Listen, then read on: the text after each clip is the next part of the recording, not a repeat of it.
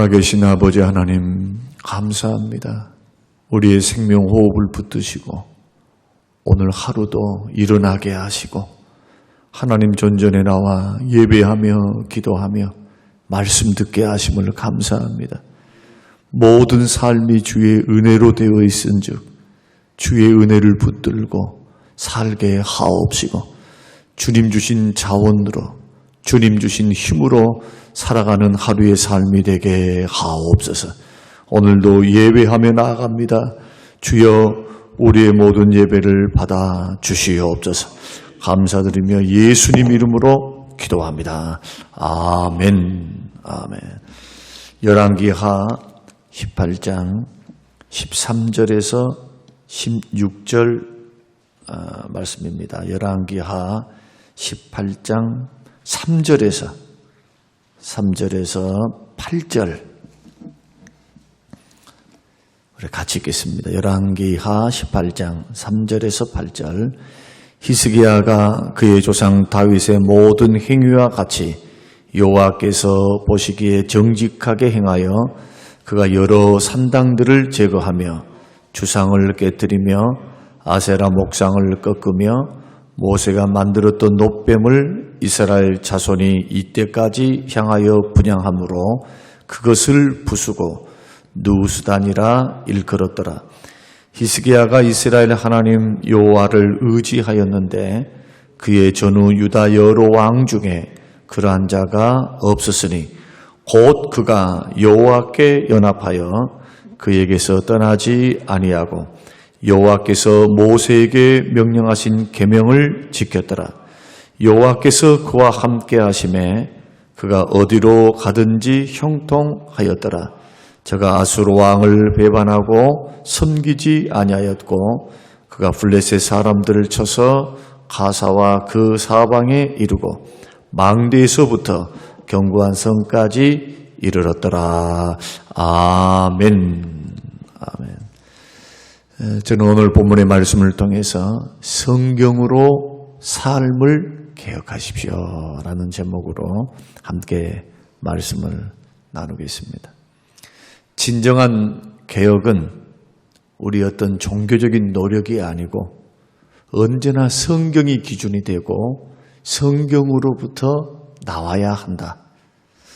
왜냐하면 성경은 진리의 말씀이고 하나님께서 우리에게 주신 유일무이한 신앙과 삶의 법칙이며 규범이 하나님 말씀이기 때문에 66권의 말씀을 통해서 기준을 분명하게 정하고 선악을 분별하고 하나님이 기뻐하신 것이 뭔지 기뻐하지 않는 것이 뭔지 이것을 분별하고 나의 삶을 고치는 겁니다.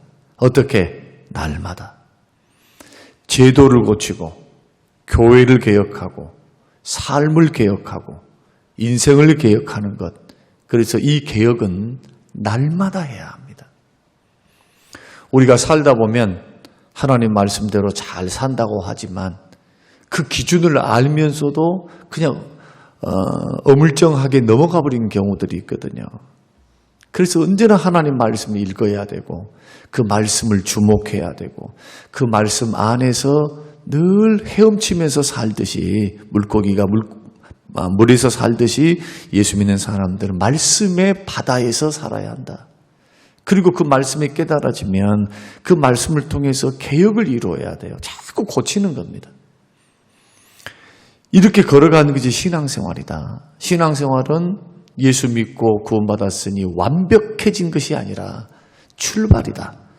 그러한 관점에서 우리들이 신앙생활을 해야 하는데 그럼 기준이 뭐냐 할 때 그 기준은 오직 말씀입니다. 오직 성경입니다. 오늘 본문에 등장하는 유다왕 히스기야는 주께서 평가하실 때 뭐라고 평가하시느냐? 하나님 보시기에 정직했다 그렇게 기록하고 있습니다. 하나님 보시기에 정직했다. 하나님 보시기에 정직했다는 것은 말씀의 기준을 따랐다 그런 뜻이거든요. 하나님이 뭘 좋아하시는지 무엇을 기뻐하시는지에 대한 관심을 가지고 살았다는 겁니다. 그 기쁘신 뜻, 주님께서 좋아하는 것이 다 어디에 기록되어 있습니까? 하나님 말씀에 기록되어 있어요. 그러니까 말씀을 늘 묵상하면서 읽으면서 그 계명 순종을 위해서 뭘 하나님이 좋아하시는지 기뻐하는지를 늘 관심을 갖고 있었기 때문에 그가 제일 먼저 왕이 되어서 했던 것은 뭐냐? 산당들을 제거했습니다. 유다 백성들은 오랫동안 예루살렘 성전이 아닌 산당에서 제사를 드렸어요. 그 말은 무슨 뜻이냐 하면은 자기가 편리할 대로 그냥 예배를 드린 거라 이거예요. 솔로몬이 성전을 낙성식을 하고 난 후에 하나님께서 뭐라고 말씀하느냐? 반드시 이스라엘 백성들은 1년에 3번씩 세 절기, 중요한 이 세 절기에는 성전에 나오라. 남자들은 반드시 성전에 나아가야 돼요. 멀어도 가까워도 핑계가 될 수가 없어요. 그 1년에 3차례는 반드시 성전을 가야 돼요. 예수님 당시에도 보십시오.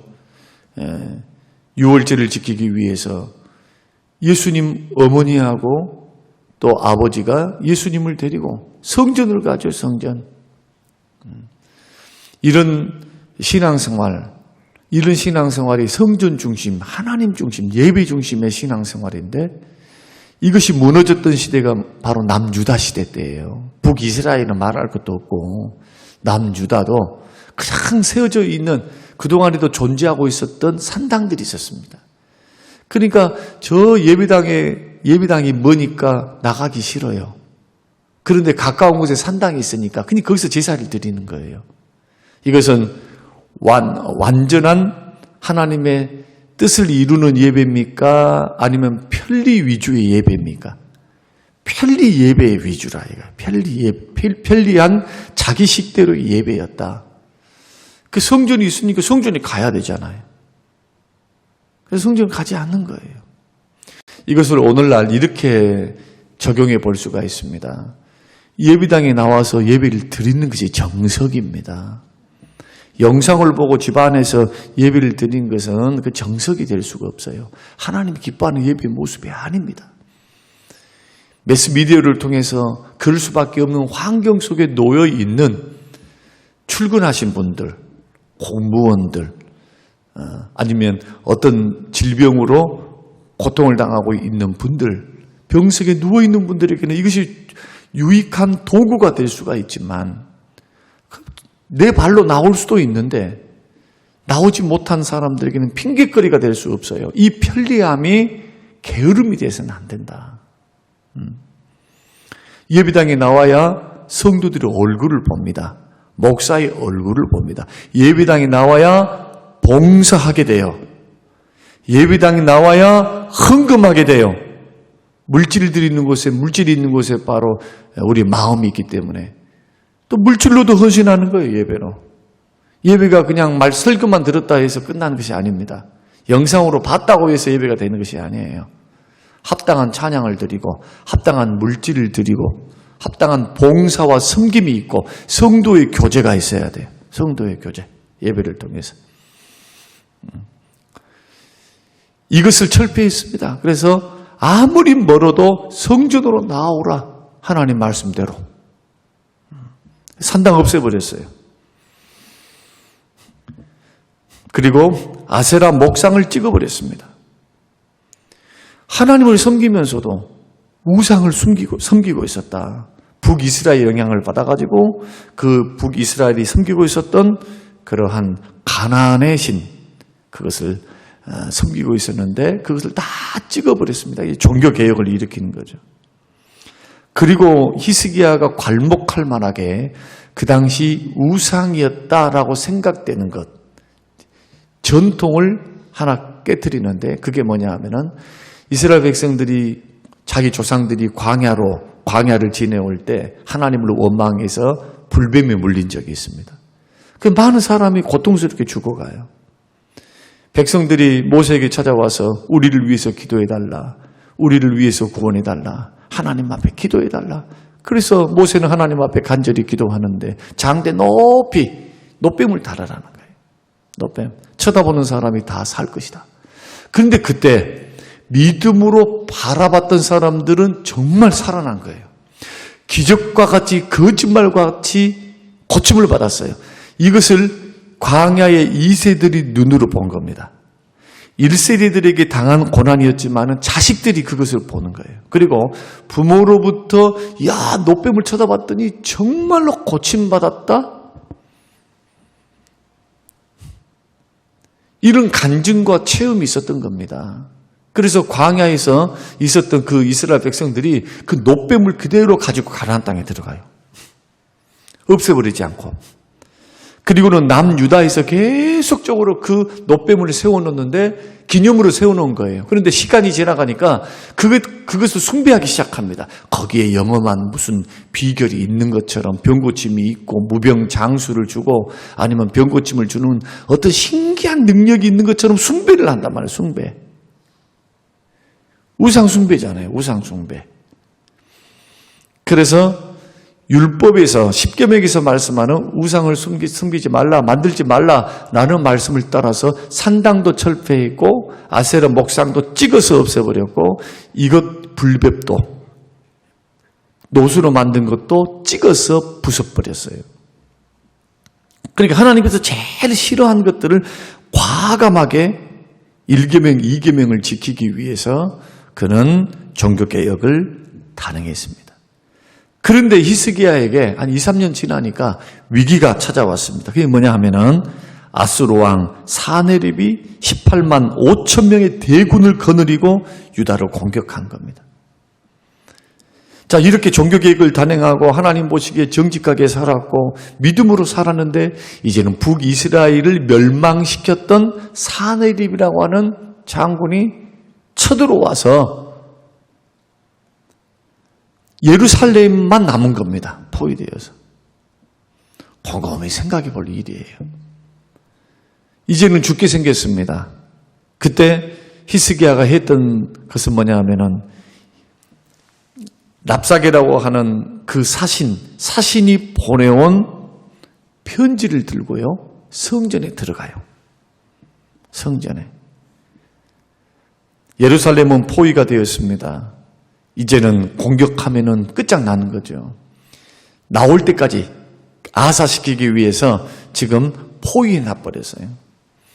그러니까 이제는 다 멸망했구나, 죽었구나, 이럴 때 편지를 펴놓고 항복하라는 그 편지를 딱 펼쳐놓고 하나님 앞에 간절히 기도합니다. 여호와여 원하건대 이제 우리를 그의 손에서 구하옵소서. 그리하시면 천하 만국이 주 여호와가 홀로 하나님이신 줄 알리이다. 하나님의 이름을 드러내십시오. 하나님의 영광을 선포하십시오. 그리고 우리를 버리지 마시고 우리를 구원해 주십시오.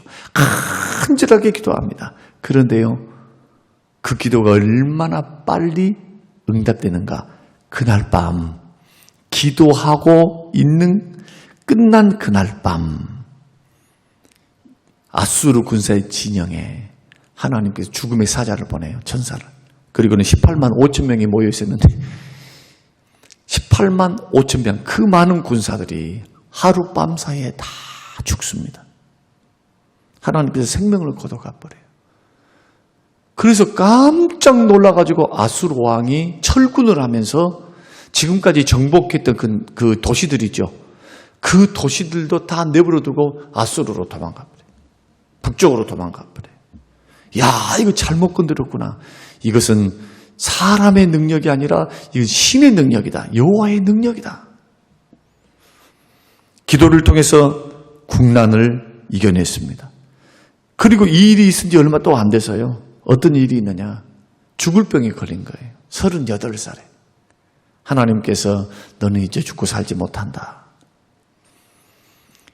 그때에도 히스기야는 어떻게 하느냐. 얼굴을 벽으로 향하고 하나님께 통곡하며 기도합니다. 그때 하나님께서 그 기도에 응답합니다. 내가 너의 기도를 들었고 너의 눈물을 보았다. 내가 너를 낫게 하리니 너가 3일 만에 여호와의 성전에 올라갈 것이다. 너의 생명을 15년 연장해 줄게. 왜 하나님께서 히스기야가 막을 수 없는 국난과 죽음의 질병으로부터 구원하셨을까요? 여러분 생각할 땐 단순히 기도인 것 같죠? 단순히 그냥 기도했으니까 이렇게 했으리라 생각하죠. 이것은 오늘 본문을 50%밖에 안 본 거예요. 말씀을 가지고 삶을 개혁했기 때문에 말씀을 가지고 정말 개혁하면서 하나님 앞에 잘 살아보려고, 믿음으로 살아보려고, 이것이 내 말이 너희 안에 거하고 너가 내 안에 거하면, 내 말이 너희 안에 거하면, 하나님 말씀 안에 거해서 그 말씀을 따라서 삶을 경영하고 그 말씀을 붙들고 살고 그 말씀으로 삶을 고치고 죄악을 떠나고 말씀 통해서 하나님의 기쁘신 뜻, 선하신 뜻을 이루기 위해서 애쓰고 노력한 자가 기도했을 때 그런 뜻이에요, 이 말씀이. 주님 뭘 보셨느냐? 기도에 다급한 간절한 기도, 눈물만 보신 것이 아니고 그의 삶을 보고 있었다는 거예요, 삶을. 하나님 앞에 바로 살고자 하는 성경 말씀으로 신앙생활과 삶을 개혁한 자의 기도, 그 기도에 대해서 즉각 응답하셨어요. 즉각. 중요한 것이 뭐냐? 즉각이에요. 기도했던 그날 밤. 이사야로부터 사형 선고를 받았습니다. 하나님의 계시가 당신 죽으니까 정리하시오. 왕이시여 정리하시랍니다. 죽을 준비하래요. 이 병은 죽고 살지 못합니다. 아예 하나님의 계시가 분명했어요. 뜻이 분명했어요. 하나님은 작정하신 거예요. 어떻게? 히스기야 사명 다 했다. 38이면 됐어. 종교개혁도 단행해서 고맙다마는 내가 너에게 기대했던 수명은 38살이야. 야, 사명 다 한 거야. 야, 잘했다. 내 보기에 너는 정직해. 다윗의 길을 걸어가서 내가 너의 인생 축복한다. 된 거 아닐까요? 하나님이 계획을 잡수셨다면은 바꿀 수 있는 사람은 없을 거 아니에요. 바꾸기에 참 어렵지 않겠어요? 근데 하나님께서 기도를 딱 하는데 이사야가 성문, 왕궁문을 빠져나가기 전에 하나님의 응답이 바로 떨어져 버려요. 하루 이틀도 아니고 기도했는데 이사야는 히스기야가 기도한 것을 알고 있었을까요? 전달만 해주고 간 거예요. 전달만 해주고 간 거야. 왕궁을 벗어나기 위해서 하고 있는 거예요. 그런데 히스기야는 얼굴을 벽으로 향하고 하나님 앞에 간절하게 눈물과 통곡으로 하나님 앞에 기도하는 거예요. 살려달라고. 이처럼 빠른 기도의 응답, 놀랍지 않습니까? 이것이 바로 성경 말씀을 가지고 자기의 삶을 개혁하는 자의 기도였다. 하나님 보시기에 다윗의 길을 걸어갔고 하나님 보시기에 정직했으니 뭐가 아까울까요? 아까울 게 뭐가 있어요? 저는 오늘 저와 여러분들이 인생길을 걸어가면서 믿음의 길을 걸어가면서 또 오늘 하루의 삶을 살아가면서 남들 많이 쳐다볼 필요가 없어요. 남들에 대해서. 신앙생활 잘 하시려면 남들에 대해서 너무 주목하면서 막 이런저런 생각 돕기 위해서 그렇게 분별하는 것은 좋습니다. 목사도 막 성도들의 막 믿음 없음 아니면 성도들의 좋은 면보다도 안 좋은 면을 너무 자주 보게 되면요. 그것을 너무 부각시켜서 보게 되면 사랑으로 목회가 안 돼요. 사랑으로. 품을 수가 없어요. 품을 수가. 자꾸 마음속에 어떤 마음이 생기느냐 하면은 자꾸 비교하는 버릇이 생겨요. 판단하는 버릇이 생겨. 어떻게 기다려줄까요? 어떻게? 기다릴 수가 없죠. 어떻게 품습니까? 기준에 미달인데. 안 되는 거예요. 그래서 성경 말씀으로 삶을 개혁하는 것은 누구로부터 시작되어져야 되느냐? 나로부터 시작돼야 돼요. 내일 말씀드릴게요. 내일도 개혁은 나로부터 시작돼야 돼요. 하나님 말씀을 통해서 교회도 하나님 말씀의 원리에 의해서 개혁돼야 돼요. 주께서 기뻐하지 않은 일에 대해서는 개혁해야 된다. 여러분의 가정도, 여러분의 자녀도, 여러분의 사업도, 또 여러분의 직장 생활도. 아무리 전통이라 할지라도 하나님 말씀이 우리에게는 기준입니다. 회사의 전통이에요. 아무리 말을 해도 하나님 말씀이 기준이 되어서 불이익을 당한다 할지라도 주의 말씀의 기준을 따라 우리들이 삶을 개혁하고 생각과 마음과 행동을 개혁해 가는 것.